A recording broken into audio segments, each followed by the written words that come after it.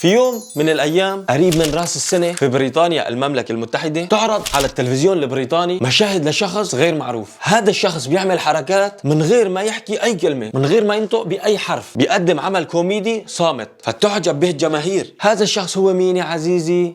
أيوة صح، مستر بين. مستر بين يا عزيزي غني عن التعريف، لأنه أول ما تسمع اسم مستر بين شو اللي رح يخطر على بالك؟ أكيد عنوان الحلقة. لا بمزح معك، أكيد بخطر على بالك الكوميديا والمواقف الطريفة والمضحكة والضحك الهستيري اللي كنت تضحكه لما نشاهد أي حلقة من حلقاته.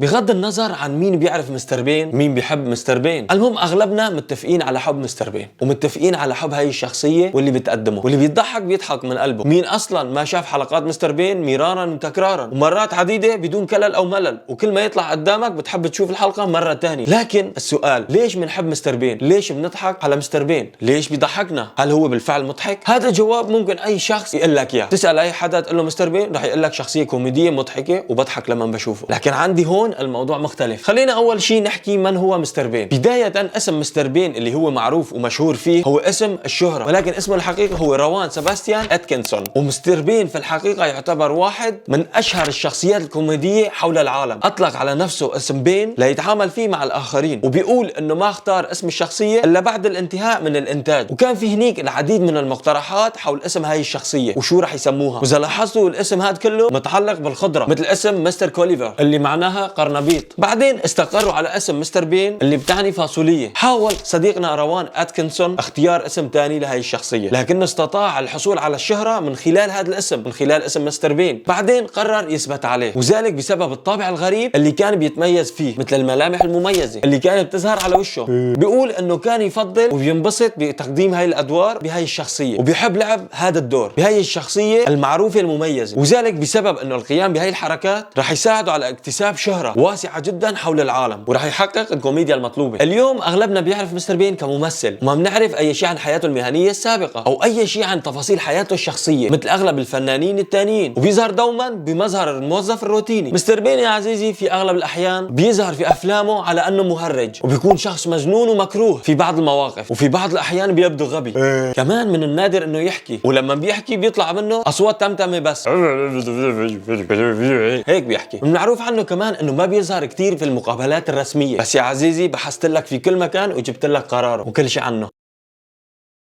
مستر بين يا عزيزي بيعيش وحيدا في شقة صغيرة اللي بتقع في حي هايبري في شمال لندن. بيظهر بشكل مستمر تقريبا وهو لابس جاكيته البني الرسمي مع جرافة رفيعة حمراء طويلة. بس خلينا نركز على موضوع مستر بين ليش نادرا بيحكي. عزيزي المشاهد اللي انت ما بتعرفه انه هاي مشكلة عنده في الحياة الشخصية، في الحقيقة عنده هذا الشيء مو بس فقط في التمثيل. بيحكي عدد كلمات قليلة عموما وبيقولها باسلوب كوميدي ومنخفض. رغم كل هاي الشيء كاتب وممثل انجليزي، وشخصية مستر بين هاي خلته الاشهر في العالم. هذا الدور بالذات خلاه مميز عن كل الممثلين التانيين في وقته وفي الوقت الحاضر. حتى مستر بين يا عزيزي بيولد في 6 يناير 1955 في نيوكاسل أبون تاين انجلترا. بيقولوا لما كان صغير في السن في المدرسة كان بيعمل العديد من الحركات المضحكة والمواقف الساخرة جدا اللي كانت بتسبب بنشر الابتسامة والضحك على وجوه الناس اللي حواليه، بالاخص لما بيكون داخل الفصل بالمدرسة داخل الحصة. لهيك بنلاقي في كثير من الاوقات بيقوم بعمل مواقف التمثيل هاي في فصل دراسي او في قاعة الجامعة حتى يستطيع التعبير عن الشخصية الحقيقية اللي هو بيتمتع فيها. كان مستر بين الأخ الأصغر بين 4 أخوات، وكان أبوه مزارع. مستر بين أيها المشاهد الجميل ما كان بيتمنى أنه يكون ممثل مشهور، ولكن كان بيرغب أنه يكون شخص ذو علم وافر وبيحب العلوم. وبالفعل كان طالب متفوق في المدرسة، في مدرسة سانبير المستوى الممتاز، وخاصة في المواد العلمية. كبر عزيزنا مستر بين ودرس في جامعة نيوكاسل وجامعة إكسفورد، وحصل على ماجستير الهندسة الكهربائية في سنة 1975. وفي جامعة إكسفورد كان بينضم إلى صفوف الفرقة المسرحية، وهذا اللي خلاه يكتسب شهرة واسعة في الجامعة. وهذا الشيء فيك تعتبره انطلاقة أو بداية الانطلاقة أو قاعدة الانطلاق. وظهر على مجلة إكسفورد للمرة الأولى في مجلة إندنبرغ بسبب رسوماته. مستر بين هي الشخصية اللي كتبها وطورها أتكنسون أثناء دراسته في جامعة إكسفورد، وفي هذاك الوقت انشهر على المستوى المحلي. وبعدها تم اختيار أتكنسون من أكثر 50 شخصية كوميدية في بريطانيا وأفضل ممثل كوميدي على الإطلاق. سنة 1979 قام بتجسيد عدة أعمال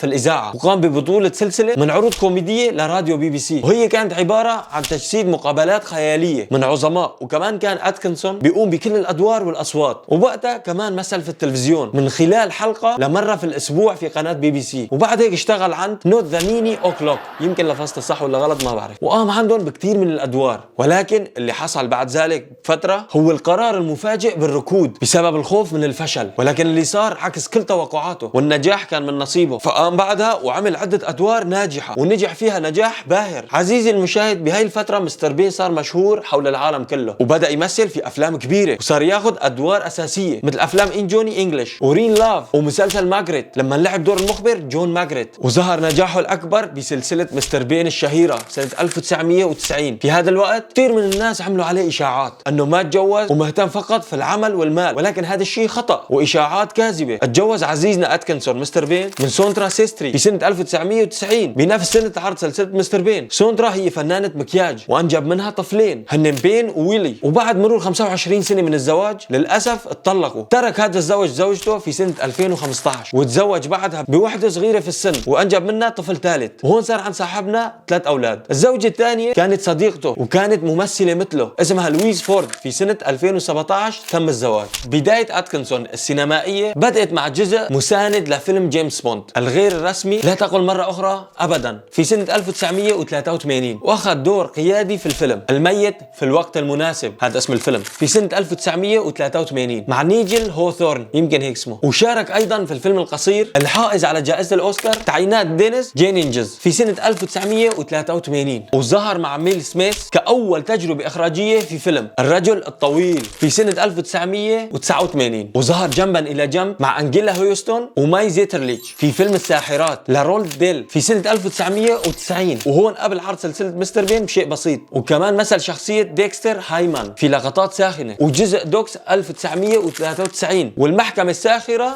لرامبو الجزء الثالث متقمص فيها شخصية تشارلي شين. اكتسب أتكنسون مزيد من الأضواء في دور بيوصفه الكاهن اللي بيتلحسن في الكلام في 4 جيزات وجنازة في سنة 1994، هذا كمان فيلم. وظهر كمان في فيلم الملك الأسد ديزني في سنة 1994 كمان بصوت زازاو. ووصل أتكنسون في ظهوره في أدوار مساندة في أفلام كوميدية بما في ذلك سباق الفئران سنة 2001، والفيلم الشهير سكوبي دو 2002، والحب الحقيقي سنة 2003، وكوميديا الجريمة بسنة 2005. وطلع كمان في كيبينج موم اللي لعب بطولته أيضا كريستين سكوت توماس، ماجي سميث وباتريك سوزي. أتكنسون استطاع أن يكون في دور البطل، شخصيته التلفزيونية اللي عرف فيها العالم، وبشخصية مستر بين اللي بنعرفها كلياتنا. وانعرضت الحلقة الأولى مثل ما قلنا لمستر بين قبل يوم راس السنة الميلادية. كانت مدة الحلقة أقل من نص ساعة وبتحتوي على 3 مشاهد في مواقع مختلفة. تم عرضها على التلفزيون البريطاني بلده الأم على قناة ETV، هاي قناة تلفزيونية ترفيهية بريطانية. ما كان مقرر أصلا إنه يكون سلسلة، كان مقرر بس إنه يكون هيك عرض عادي. حتى الحلقة ذات نفسها كانت حلقة تجريبية واسم الحلقة مستر بين، هيك اسم الحلقة كلياتها مستر بين. الواقع هذا الحدث كله اسمه مستر بين. المشهد الأول بيظهر إنه بيمتلك علم كافي في علم المثلثات، وطبعا كالعادة حط قدامه ألعابه النمر الوردي والدبدوب البني المشهور، حيث الحلقة كانت عم تصور محاولته بالغش وبطريقة كوميدية مضحكة. والمشهد الثاني على الشاطئ لما كان عم بيحاول يبدل ملابسه الداخلية، وفجأة بيلاقي جنبه زلمة متشطح وحاطط نظارات سود، ولكن بعد كل المحاولات طلع في الآخر الزلمة أعمى. وهي الحلقة بالذات بتعتبر من أشهر الحلقات. وبالمشهد الثالث بينعس في الكنيسة وبيتعرض لعدة مواقف محرجة أثناء الترتيل. مستر بين مثل ما قلنا هو مسلسل بريطاني كوميدي من تأليف روان أتكنسون وريتشارد كورتيس في الدور الرئيسي ومن بطولة أتكنسون. تتكون يا عزيزي السلسلة أو المسلسل من 15 حلقة، يعني كل المستر بينات اللي في حياتنا 15 حلقة بس. كل شيء مستر بين بتعرفه في الكوكب 15 حلقة بس. انعرضت منها 13 حلقة على قناة ETV البريطانية من 1 يناير 1990 حتى 15 ديسمبر 1995. وركز هون منيح، اللي بتوصفه بأنه الطفل بهيئة رجل وعلى المشاكل اللي بتصير معه والمواقف اللي بيتعرض لها أثناء أدائه للمهام اليومية، واللي بينتج بسببها مواقف ظريفة وغبية ونادرا ما بيتكلم فيها بيعتمد على إنشاء نكتة على تفاعله مع الأشخاص الآخرين والحلول الغير عادية لمواقفه الغريبة. أتكنسون استمد حركات الشخصية من الممثل الفرنسي جاك تاتي اللي مثل في السينما الصامتة خلال فترة عرضه اللي امتدت ل5 سنوات. اكتسب المسلسل جماهيرية وشعبية واسعة في أنحاء المملكة المتحدة، حيث بتقدر مشاهدات الحلقة الأولى ب 12 مليون مشاهد. بهداك الوقت هذا الرقم خيالي، لا كان في لا انترنت، لا فيسبوك ولا واتساب ولا انستغرام ولا تيك توك ولا حتى يوتيوب. كمان حاز المسلسل على عدد من الجوائز العالمية، وتم بيع حقوق العرض لأكثر من 245 منطقة حول العالم. وكمان بنيت على هاي الشخصية مسلسل كرتوني بيحمل نفس الاسم وفيلمين اثنين. ابتكر روان أتكنسون الشخصية، شخصية مستر بين، وصور سكتش هيك قصير في سنة 1980 وسمى الشخصية بداية بروبرت بوكس. وأدها صاحبنا أتكنسون للمرة الأولى في مسرحية كاند لافتر يعني ملعب الضحك في أبريل 1979. كما أدى أتكنسون الشخصية في مهرجان في مونتريال في كندا سنة 1987 في مسرحية جاز فور لاس يعني فقط للضحك. بيذكر لما وزع المسؤولين جدول الفعاليات طلب منه أتكنسون وأصر على أنه يحطوا فقرته ضمن اللي بيحكوا فرنسي، رغم أنه هو ما بيتكلم وما بيعرف الفرنسية، ولكن قال لهم انه فقرته ما بتحتوي على اي كلام. فهون استغربوا العامة شلون ما في اي كلام. وكان الهدف من وراء ذلك انه أتكنسون اراد رؤية مدى تفاعل الجمهور على حركة وردود فعل الشخصيات اللي ما بتحكي انجليزي. كما كان بده يعرف ردود افعالهم مع الكوميديا الصامتة. فالمفاجأة اللي صار مثل ما توقع تماما. الجمهور فهم الشخصية وحبها، وفي هاي اللحظة بالذات فهم عمنا مستر بين انه هاي هي بداية النجاح المنتظر، ومن هون رح تبدأ المسيرة الصح. عم مين هذا اللي عم دق الباب هلا؟ ما بيعرف انه عم صور؟ ثواني عزيزي بس اشوف مين عم دق الباب.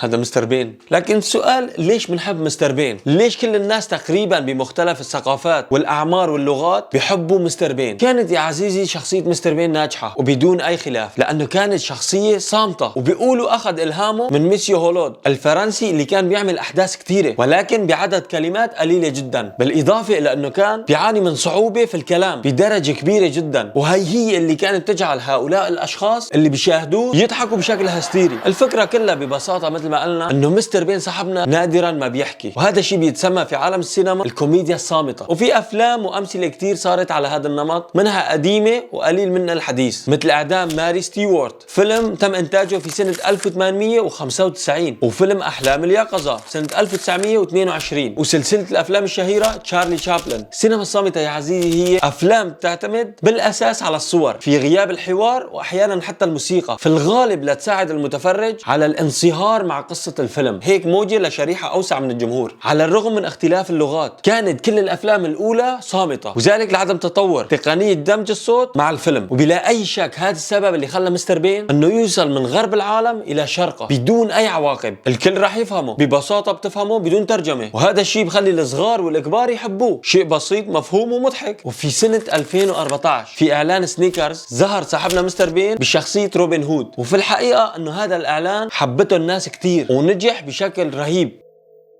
رجعت مستر بين بعد غياب على الساحة، أثبت نجاحه بشكل كبير، وأثبت أنه الناس ما نسيته. كانوا المشاهدين بيشعروا بسعادة كبيرة بظهور هذا الممثل مرة جديدة على الساحة. مستر بين يا عزيزي إذا أمعنت النظر رح تلاقيه تقريبا أو أكيد هو من أوائل الشخصيات المعاكسة لشخصية البطل، بمعنى البطل العرضي اللي عم نشوفه هو شخص ساذج وغبي ووحيد، حتى حالته المادية متوسطة، وحتى في بعض الأحيان أقل من المتوسط. فهذا الشيء كان كتير مميز بالأخص بهديك الفترة. بالعادة كانت المسلسلات عن شخصية ممكن تكون ناجحة، قوية، ذكية كتير، المهم مميزة بشكل إيجابي. إلا مستر بين كان مميز لكن بشكل سلبي وغبي. مثلا مستر بين بأحد الحلقات ساوى أو خلق تحدي مع شخص كان ساكن بالغرفة اللي جنبه بالفندق، بس هيك بده يتفوق عليه يوصل إلى مكان بده يروح عليه قبله، بده ياكل أكتر منه وبده يسبقه يكون بالصف اللي قدامه بالبوفيه، بده يدق عليه الباب ويهرب، بده يوصل لرغبته الطفولية وبس. مستر بين يا عزيزي بينا في أفلامه أنه إذا بده يعدي دور في المستشفى ممكن يخلق مشكلة ويعلق اثنين ببعضهم.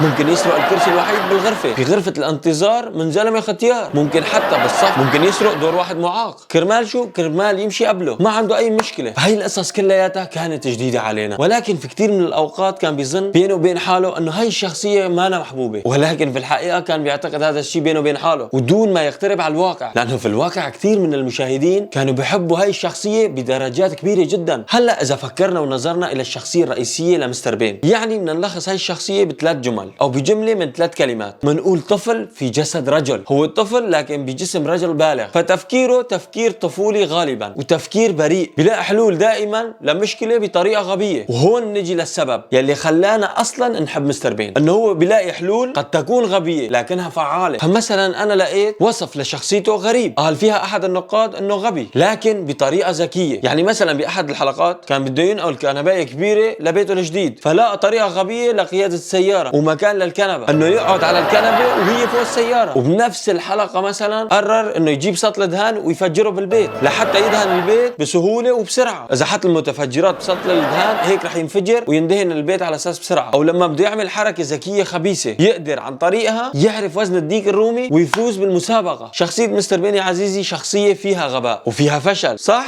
صح. هالشيء أصدقائي مضحك، الغباء غبي وبالتالي مضحك. طيب ليش؟ ببساطة بيجعلنا نشعر بالتفوق، وهذا الشيء بالمناسبة مو بس بمستر بين، بأفلام تانية كمان مثل الليمبي وعبود على الحدود وتهامي. نحن بنحب نشوف الشخص الغبي لأنه بيخلينا نحس إنه نحن أفضل وأذكى منه، وهذا الشيء موجود بغريزتنا. وهذا الشيء له كذا تفسير. أول شيء نظرية حتى الفيلسوف هنري بيركسون اللي بيقول لك فيها المجتمع بيدرب الناس على الضحك على تصرف طائش وغريب الأطوار، رح يكون وسيلة وضع مبادئ للمجتمع. وهذا الشيء طاف على الفيلسوف الانجليزي توماس اللي بيقول لك انه الضحك اللي بيصيب شخص اخر هو امتداد لشيء اسمه المجد المفاجئ. فجأة انك بتنبسط انك احسن من الشخص الثاني وتنبسط انك مانك مثله، بتحس بالتفوق على كل شخصية غبية ان كان في الواقع او عرض كوميدي. لهيك مستر بين بيضحكنا، بنحس انه متفوقين عليه واحسن منه. وهذا الشيء بيفسر صوت ضحك الجمهور يلي موجود في مستر بين، وهذا لانه الضحك معدي. فانثبت انه الضحك على نكتة اكثر بكتير لما بيكون في ناس معك عم تضحك. فمثلا الحلقة الأولى من مستر بين تبع الامتحان انعاد تصويرها بعد سنة بس بغير ممثلين وبدون ضحك جمهور، وتشوف كيف كانت الحلقة ما فيها روح بدون ضحك جمهور، بتحسها هيك ناشفة وما بتلاقي أي سبب للضحك. غالبا هالناس اللي نسمع صوت ضحكتهم بيكونوا بقلب استوديو التصوير عم يتفرجوا على التصوير الحي. هذا الشيء اسمه بالإنجليزي لايف تراك، وهذا الشيء موجود من زمان كتير، من أيام مسلسلات الخمسينيات بأمريكا. فمثلا في أحد المسلسلات التلفزيونية الكوميدية بدأ في الولايات المتحدة مسلسل أحب لوسي أو I Love لوسي. المسلسل بتكون من عدة حلقات تحتوي على شخصيات وأماكن محددة بتدور حول قصص وأحداث غالبا ما تعالج بطريقة كوميدية هزلية، والحلقة غالبا بتعرض في مدة زمنية بين 20 وال25 دقيقة. ودائما ما يتميز هذا النوع بتعدد المواسم للمسلسل الواحد، فهون كل ما زادت عدد المواسم دل ذلك إلى نجاح المسلسل بأداء مشاهديهم أمام جمهور حي. وأحيانا بيتم تسجيل الضحكات. دائما ما بيتم تصوير هاي المسلسلات في أماكن تصوير داخلية، حيث بيقوم الممثلين بإحضار جمهور وبيعرضوا عليه المسلسل. وأحيان تانية بيجيبوا الجمهور بعد تسجيل الحلقات ليشاهدوا عرضهم ويسجلوا ضحكة الجمهور الحية الطبيعية بحيث يكون متوازي مع الموقف المضحك. بس الشيء اللي اكثر الناس ما انتبهت له هو بصراحه اهم من الكل اللي حكيناه، هو اذا مستر بين شخصيه حقيقيه فهي عزيزي حقيقه محزنه مو مضحكه ابدا. الموضوع يا عزيزي حزين جدا. اذا بنلاحظ فهو شخص وحيد جدا. باعياد الميلاد بنشوف انه بيعايد نفسه بنفسه، بيقدم لحاله لنفسه هدايا بدون ما حدا يهديه، وهو موجود بحلقه من الحلقات. ولما بتاخذ الكاميرا لقطات من الطرف الاخر بنشوف انه مستر بين كل سنه بيعمل هذا الشيء، انه ما حدا بيبعث له اي شيء، هو دائما بيبعث معايداته لنفسه، وكذلك بياكل اكله بعيد الميلاد لوحده. وحتى حبيبته اير ماجوب هاي اللي بتلبس نظارات ما شخصيه عطوفه وحنونه، بل شخصيه هيك مو تمام. بدلا ما تكون جنبه بالعكس كانت شخص بيحب المظاهر ومادي. لما ما جاب له هديه غاليه تركته، وعند اول فرصه خانته مع شخص ثاني. الواطي هاي.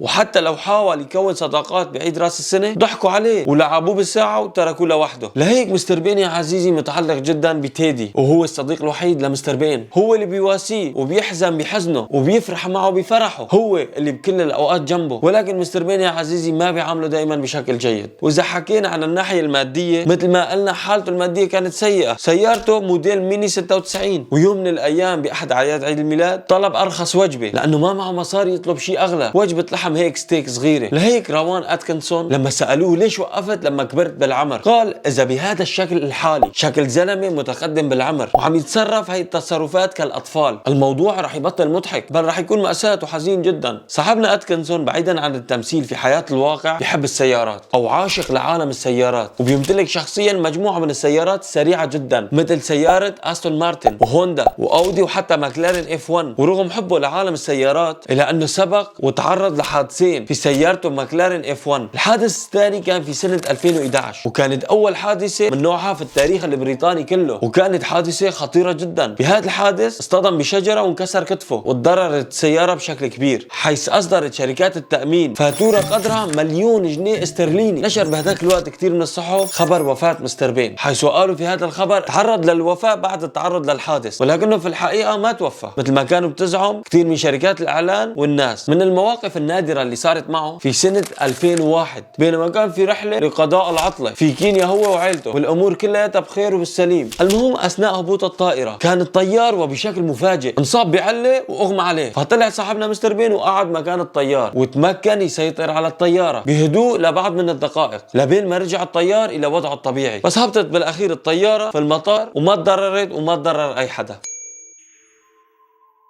هون بنيجي يا عزيزي إلى نقطة اللي تقريبا كتير من الناس ممكن إنها ما بتعرفها، واللي هي بتفسر الشخصية نوعا ما. النقطة إنه لما أتكنسون كتب الشخصية كان عم يفهمنا بلقطات معينة بعدة حلقات إنه مستر بين أصلا مو إنسان، هو كائن فضائي. كان قصد المخرج منها إظهار حالته كشخصية منبوذة إلى دائرة الضوء. ظهر أو بيظهر مستر بين بيسقط من سماء مظلمة بشارع مهجور في لندن مقابل خلفية كاتدرائية القديس بولس، وإثباتا لذلك وبداية كل حلقة بينفتح ضوء مدور بيتوسع شوي شوي من مركبة فضائية وبيسقط منها مستر بين. وإذا ركزت منيح بشكل عام في الحلقات رح تلاقي إنه الكاتب أشار إلى هذا الشيء كتير ولمح له بكذا مشهد. مثلا وجوده جنب التلفزيون كان يشوش على التلفزيون فما بيشتغل التلفزيون لما بيكون هو قدامه، أو مثلا لما بيحط إيده على الكرة هاي اللي بترفع الشعر بأحد الحلقات ما بيتأثر فيها أبدا. وروان أتكنسون بنفسه هو أكد هاي النظرية لما بسنة 1993 كان عنده فكرة حلقة بس بالآخر ما تم العمل عليها. بيقول لك الحلقة بتتضمن مشاهد كالتالي: بيكون ماشي بسيارة برا المدينة، بعدين بيشوف سفينة فضاء فبينزل من سيارته مشان يشوف شو القصة، فبينفتح باب سفينة الفضاء وبينزل منها مستر بينات تانيين وبيسلموا على بعض، وبعدها مباشرة بيديروا ظهره للكاميرا وبيطلعوا على السفينة، وهيك بتكون نهاية آخر حلقة من مستر بين. ولكن الحلقة هاي ما تصورت. اعترف روان أتكنسون لنفسه عنده جانب منبوذ جزئيا بالنسبة له. نجاح شخصية مستر بين يا عزيزي ما توقف عند أفلامه، لهذا السبب فكر صاحبنا أتكنسون يعمل نفس النسخة ولكن نسخة كرتونية. في سنة 2012 أعلن أتكنسون تقاعد شخصية مستر بين، ولكن سنة 2016 رجع عن قراره وقال لن أتوقف عن تقديم شخصية مستر بين المحبوبة، وتم إعلان سلسلة جديدة في سنة 2014 من شخصية مستر بين ولكن على شكل رسوم متحركة أفلام كرتون. كان من المتوقع أنه تكون سلسلة تعرض على الإنترنت، ولكن السلسلة الكرتونية هاي لقت كتير من العروض للعرض على التلفزيون الرسمي وتم شرائها وعرضها وحبوها الصغار بشكل كتير كبير. الشهرة يا عزيزي والدور اللي كان بيقدمه جاب له ثروة مستر بين يا عزيزي، وعلى حسب بعض المصادر بتقدر ب 130 مليون دولار، وبهذا بيصنف كمان من أحد أثرياء بريطانيا مع ذكائه الشديد وإبداعه في الكوميديا. في النهاية يا عزيزي مستر بين بشخصيته الكوميدية أضاف شيء إلى التلفزيون وإلى السينما بشكل عام، وكان ولا يزال مصدر ابتسامة لملايين من الناس سواء كانوا صغار أو كبار، وهذا الشيء على مستوى أو حول العالم. شخصية طفولية بجسد رجل كبير. إيه نعم التعمق في الشخصية خلانا نكتشف ونشوف هذا الشخص شخص حزين عايش حياته وحيدا فريدا بعيدا عن الناس، لا حدا عم يفهمه ولا حدا حاول يفهمه، ولكن كان قادر على إسعاد نفسه بنفسه، يخترع تحديات ويعيش لحظات من وحي أفكاره. شخصية مستر بين في النهاية شخصية فريدة قدرت تثبت نفسها وتستحوذ على حب المشاهدين. وربما أكثر ما بيميز هذا المسلسل أنه الكل بيفهم المقالب اللي بتنعرض فيه رغم اختلاف اللغات حول العالم من إنجليزية فرنسية وعربية وهندية وغيرها من اللغات، لذلك تم بيعها في جميع أنحاء العالم بدون أي ترجمة وبدون أي تعديلات عليها مثل دوبلاج أو ترجمة أو إشارة، وهذا مما زاد في انتشارها.